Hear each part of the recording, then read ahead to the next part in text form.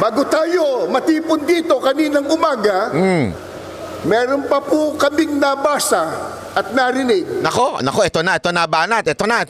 Banat mula sa bataan ni Speaker. Isang politiko, O, sino ba to? nakalulungkot, Nako po. bago pa sumikat, laos na. Nako! Ang lupit ng banat ni Sher, parang Barat Baya. Oh, di pa sumisikat, laos na. Silibayan ba yan? Hindi. Iba yun. Hindi naman politiko silibayan. Walang kwenta yung sa lipunan. Hindi silibayan yan. Banat Bay. Hindi kasi minsan ganun yun eh. Hindi pa sumisikat, laos na. Pero iba yung tinutukoy ni Sir. Iba. Itong tinutukoy ni Sir. Sino kaya yan? Eto, play natin.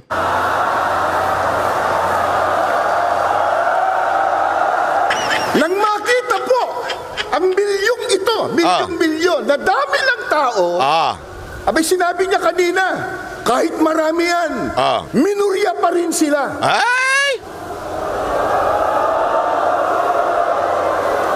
Iyan daw sinabi. Kahit madami yan, minority pa rin sila. Aba, tingnan nga natin kung sino itong politikong ito. Tingnan nga natin kung meron ba talaga ang ito ay karapatan na magsalita o ito ay isang walang kwenta sa lipunan. O, tingnan nga natin. O, ayan, ayan, nagtatago pa. Ayan! Ano ba yan? Mukha pa lang. Na-iskandalo na ako. Ito talaga si Madam, oh. Laos na. Umihirit pa. O sige nga, ano ba sinabi mo? Daldal ka kasi ng daldal dyan. Magsama na lang kayo ni Junel. Well, let's see. Because we have to tie this up to the survey results. The survey results clearly say that most Filipinos would prefer impeaching VP Sara at this point. Nako, yung survey na yan. Alam naman natin yung survey na yan. Talaga namang minamanipula ang survey na yan. Ang bilis nila mag-survey. Kaano lang nung impeachment. May survey kaagad, di ba? Pinaliwanag na natin yan. December pa lang. Yung unang impeachment na pinasa sa Kamara, by after a week, meron na kagad resulta yung survey. Nakaprepare na. Malaking katarantaduhan. As against the position that, that you just let it go. Let go all these allegations against VP Sara. Nako. So, well, yes, this INC rally may be able to really have great numbers on the streets for purposes of that supposedly peace and unity. Nako. But it's still supporting a minority position. Nako po! Yan po yung sinasabi ng ministro ng iglesia. Kasi ito ay naganap bago magsalita yung ministro. Minority lang naman daw kayo, mga taga-iglesia. Minority, pero don't tell me nung tumakbo ang senador, di ka lumapit sa iglesia. Di ba? Sana kung meron taga-iglesia, ilabas yung picture na yun, ano? Minority lang daw kayo, sabi nito. Delima na ito. Naku po. Hindi maganda yung binitawan mo. And no matter how massive the crowd would be, it's still a minority. Naku po. Minority daw kayo kahit gaano pa daw kayo kadami. Yung pagmumukha na yan, yan ang minority.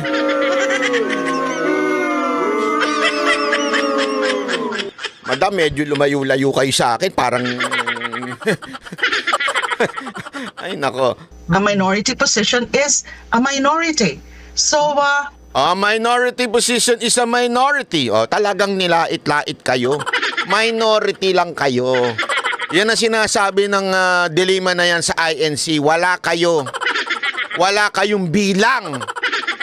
Sabihin ba naman ng dilema, wala kayong bilang INC. Minority kayo. Naku, kaya kung ako sa inyo, kung may picture kayo na lumapit si Dilima sa inyo nung tumakbo siyang senador, ilabas na yan. Ilabas na yan. I'm not sure whether such an action would have much effect. O wala daw. Yung action ninyo, wala naman daw epekto. Bali wala daw yung ginawa ninyo. Nako. Dilema. On the disposition of the members of Congress, especially the House of Representatives, because of course the members of the House of Representatives would also think about the survey results. O ibig sabihin, sinasabi niya, walang kwenta yung survey yung ninyo, yung rally ninyo. Kasi yung House of Representative naman daw ay makikinig sa survey. Kayo namang daw mga taga-iglesia ay kayo naman daw ay minority lamang. Wala daw kayong bilang sa lipunan. Walang bilang, madam. Lahat ng politiko nagmamalikluhod dyan sa Iglesia ni Cristo tuwing kampanya. Huwag nga tayo maglokohan. Hindi, alam mo, hindi po ako taga-Iglesia ni Cristo, pero isang bagay na nakikita kong maganda sa Iglesia ni Cristo ay yung pagiging united nila as one, especially during the election. 'Di ba? Although paulit-ulit naman nila sinasabi hindi po sila nangingialam, sila po ay hindi nga daw nila nilalabas. Ang purpose kasi ng kanilang black voting, yung tinatawag na iisa ang binoboto, ay para lamang po sa kanilang mga kapatiran, yung mga kaanib, yung mga kasamahan lang nila.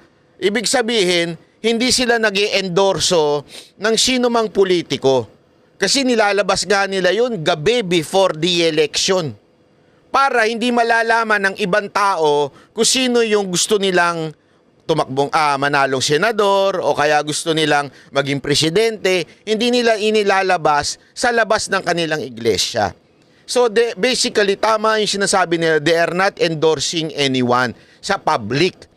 Sa madaling salita, parang ako, pamilya, halimbawa lamang, wala pa rin naman ako'y tatay.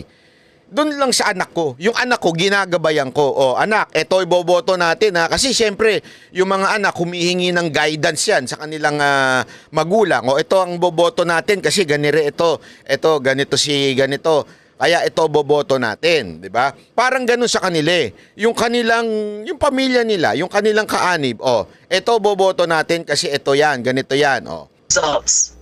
So unless the INC would back up its rally with the threat not to deliver the so-called block votes to pro-impeachment congressmen, then I'm not seeing much effect. Sabi niya, unless daw yung kanilang sinasabi diyan ita-translate nila doon sa block voting. Madam, napaka Attorney Libayan po ba kayo? Estudyante po ba kayo ni Atty. Libayan? Parang wala akong kayong common sense, ha? Siyempre, matik na yan. Matik na nagbigay na sila ng position in public. Matik na yan. Ako, sa tingin ko, common sense na lang naman yon.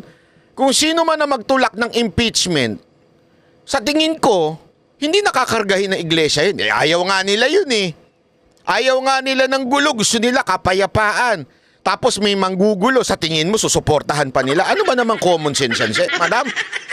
Sabi ko na, di lahat ng abogado matalino Kasi sinasabi niya dito, unless, mga ganun pa siya, unless, di ba? Ay magta-translate yun sa kanilang black voting. Hindi, eto. Kayo mga kababayan ng tatanungin ko. Ako, ito lang Sa tingin ninyo ba, yung mga magpo-pro-impeachment, yung tutulak ng impeachment dyan sa Kamara, sa tingin ninyo susuportahan pa ng iglesia? Hindi parang yun na rin sinabing walang paninindigan ng iglesia. Ganun na sinasabi ninyo Di ba? Imposible. Against nga po sila. Ang gusto nga ho nila, kapayapaan. Paulit-ulit nila sinasabi yan. Kahit kami po nag-interview dyan, ang laging sinasabi ho ng mga membro, kapayapaan. Ayaw na namin ng politika. At tupagin ninyo ang mga pangangailangan ng mga ordinaryong Pilipino. Kaya kung sino man ang ng impeachment, nilalabanan nila. Kaya nga sila nag-rally kasi nilalabanan nila impeachment tapos hindi naman nila itatranslate. Ano yun? Common sense naman, madam. Ano to? Common sense left the earth? Pambihira naman, oo. Of this action in order to push for the impeachment of VP Sara. Oh, ayan na. Ano, madam? Ha? Hindi ka pa susuko? Sigurado ako, pustahan tayo. Oo. 100%. One of these days. Babawi ito. Babawi ito sa iglesia. Sasabihin niya, hindi naman totoo yung iba naman yung ibig ko sabihin. Na misinterpret lang ako. Ang linaw pa sa malinaw eh. Ano misinterpret dyan? Walang misinterpretation dyan. Galing mismo sa iyong bunganga. Sino ba nagsabi sa kanya na tayo ang mayorya? O, tama nga naman. Sino ba nagsabi sa'yo na sila ay ang majority? Wala naman sinasabi. Ito, lagay natin yung picture ni Badam para masaya.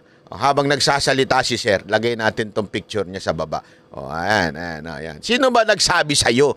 O, di ba? Sino ba ang nagsabi sa'yo na sinasabi ng Iglesia ni Cristo na sila ang majority? Sa dami natin ngayon at sa lakas ng tinig ng mga mamamayang Pilipino, parang tayo na ang nasa mayorya. Yan ang tama. Ang totoo na ito sana ay maunawaan at maintindihan ng marami, lalo na ng mga namumuno sa ating bansa, na itong ginagawa po natin, mga mahal naming kababayan, sa pangunguna ng Iglesia ni Cristo, ay pagtulong natin sa pamahalaan. Yon.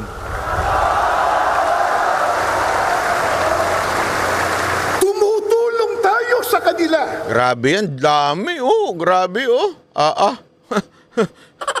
Ni Cristo, ay pagtulong natin sa pamahalaan.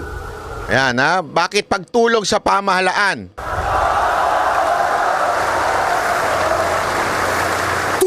Grabe, kita ninyo yan?